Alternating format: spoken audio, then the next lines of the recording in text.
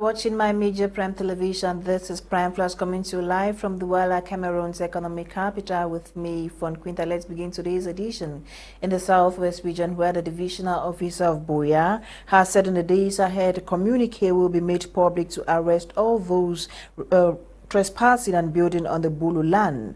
Abba Abdurrahman was speaking yesterday after students of the Bulu Blind Center blocked the road of Mile 16 protesting against the expropriation of their land. Emanuela C. with details.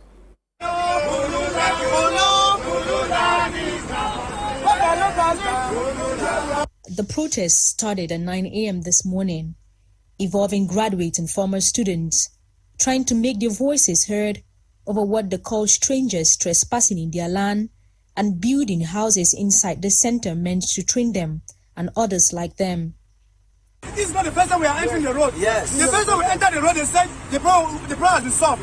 But as we speak now, people are already roofing their houses in that center. That is the only center that got that they said that the head of state has created for the blind. Yes. To train the blind in this country. Yes. And people have taken the land now, building their houses there. Please, we are begging.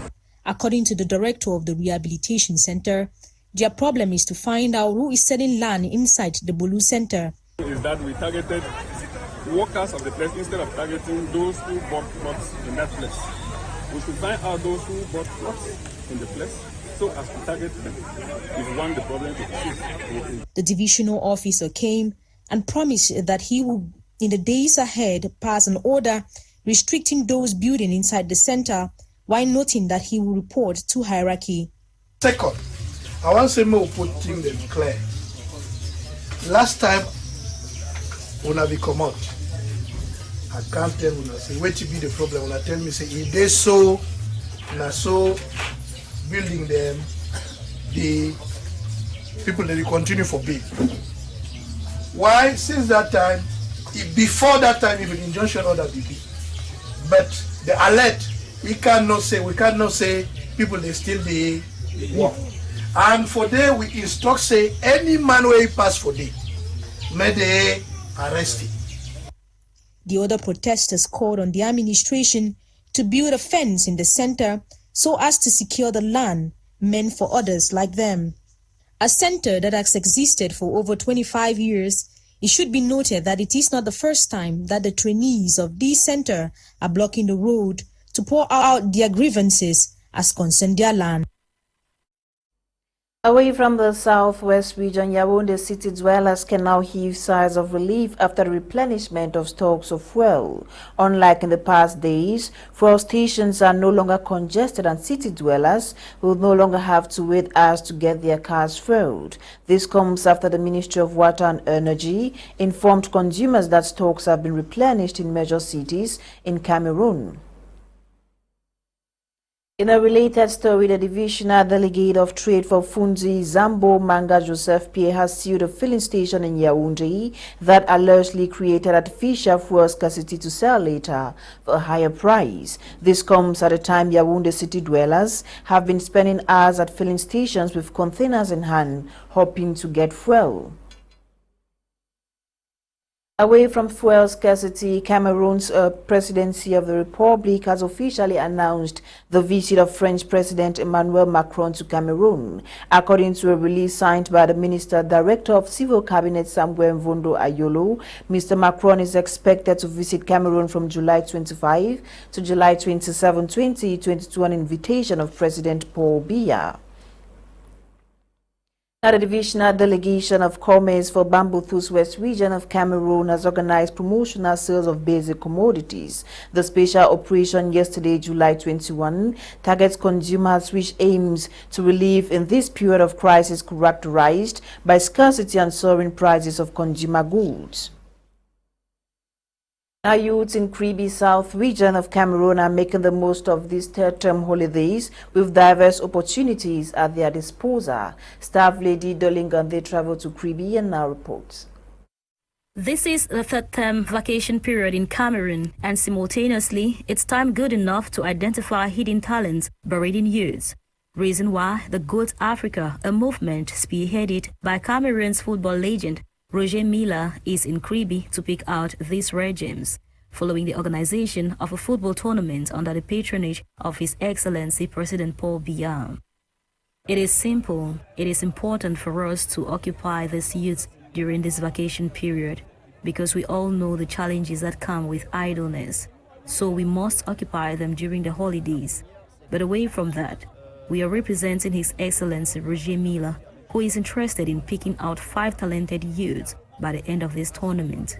As a mother figure and a lover of talent, the need to promote talent is a necessity and not an option, as parents are called upon to make the most of this opportunity. Simply put, we are here to encourage various talents who will definitely carry our country to higher heights. We hope to see them become the next Roger Miller, Samuel Eto'o, amongst others. And on his part as an elite from the Ocean Division, while representing the Cameroon People Democratic Movement for his constituency, Lucien Celestin Piado has been recognized as a man of the situation by Ndip Akem, former captain of the Indomitable Lions from 1990 to 1994, who was here present representing the football legend Roger Miller.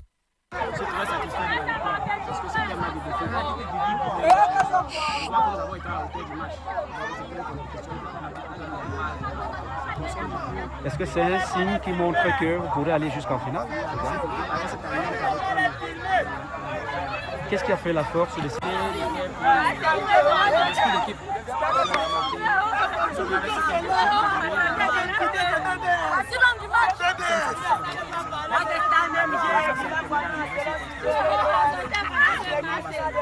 Speaking to the press, the youths have gone a long way in appreciating this gesture, which is geared towards helping them experience an interesting long-term vacation. Let's revisit CAF Award 2022, where Senegalese striker Sadio Mane has been awarded the Best African Player of the Year for the men's category, while the women's category went to Nigerian-born Asisat Ashwola. In other categories, Best Goal was awarded to Pap Usman from Tanzania, Best Female Coach to Desiree Elise of South African women's national team Bayana Bayana, and Best Male Coach went to Senegalese Alio Sis. News out of Cameroon, streets and homes were submerged across Senegal's capital as the rainy season, which lasts from July to October, begins. According to the country's National Civil Aviation and Meteorological Agency, the capital received 84 millimeters of rain within 2 hours on Wednesday. The floods come a month after a density of dust floated over the Senegalese capital and other regions, affecting visibility. Locals have blamed the 10-year flood control plan put in place by government. And the family of former Angolan President Jose Eduardo dos Santos has agreed on his place of burial weeks after his death. The Dos Santos children agreed their father will be buried in Luanda, Angola, only after the general elections on August 24. Since the death of the former Angolan president on July 8, the family had been arguing with the Angolan authorities, who wanted the burial to be held in the country so that the people could pay last tribute.